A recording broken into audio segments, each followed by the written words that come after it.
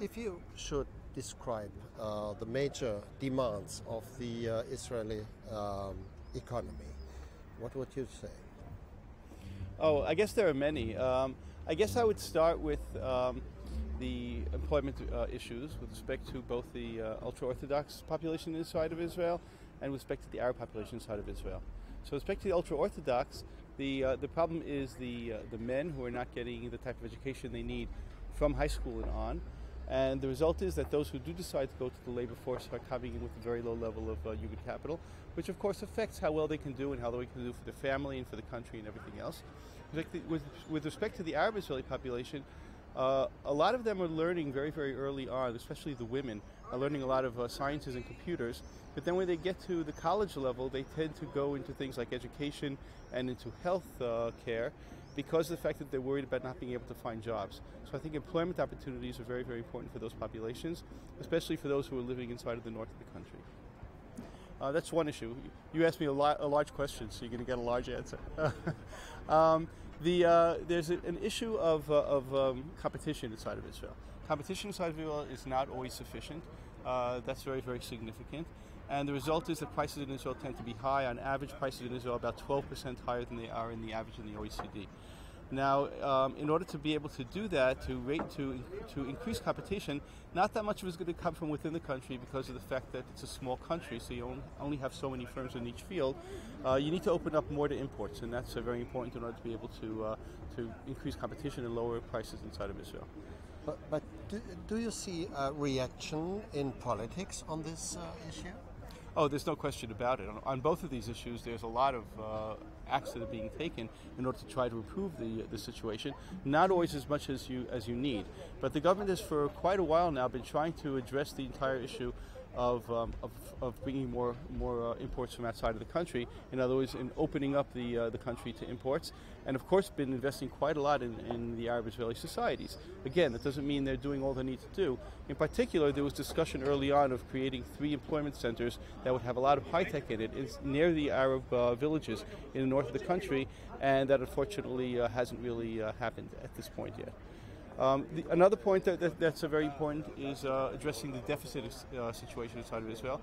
The deficit has grown very, very substantially over the past couple of years, and every party that's coming in knows that that's going to have to be addressed, because without it, you're going to end up with a worse credit rating, and it's going to cost the country a lot of money. There are issues with respect to schooling. There are issues with respect to the health of the country, with the health system.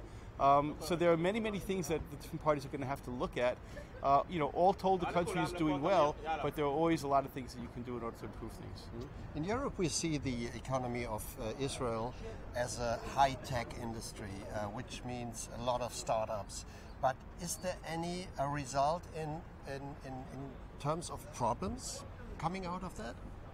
So the high-tech industry in Israel, as you see in Germany, is really incredible. It's really doing a wonderful, wonderful job. But it's only about 8% of the workforce. And the rest of the 92%, which is, of course, 8% is more than any other country, but the other 92% are not there. And the problem is that there's a very big divide between those who are in the high-tech and those who are not in the high-tech, where if you take a look at productivity, the value of what's being produced in the rest of the economy, in services and in trade, it's very, very low relative to other countries, and that's a huge problem, because even if your high-tech is doing fantastic, you need the rest of the economy to be able to do well also. So that's a huge problem inside of Israel, that divide. In terms of population, young population, that means which perspective they have?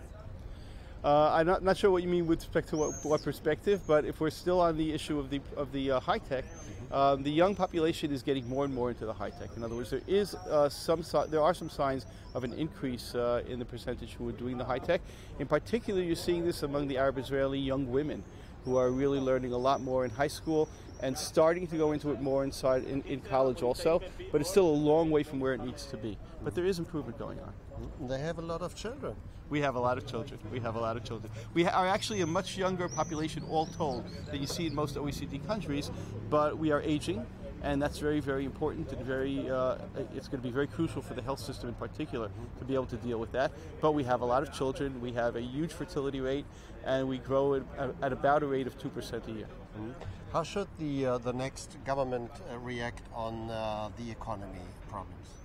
Well, they're going to have to do something in order to get the budget under control, the deficit under control. Because if they don't do that, then it's going to hurt Israel economically, because the credit rating of the country could fall.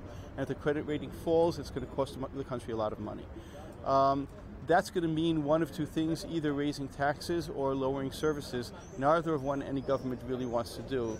People aren't really talking a lot in the election campaign about economics, because of the fact that nobody wants to say how they're going to do that, because it's not going to be real popular to say either one of those. So that's an important thing that will need to be addressed. Of course, land prices in Israel, housing prices are very, very high, and that's something that concerns young people in Israel very, very much, because when their parents were able to afford housing, they're finding that they can't, and that's a real issue. Not just in Israel, of course, it's an issue in many, many places, but it's been a huge issue in Israel because of the increase in the population size. So that's another issue that they're going to have to face, and there are so many others.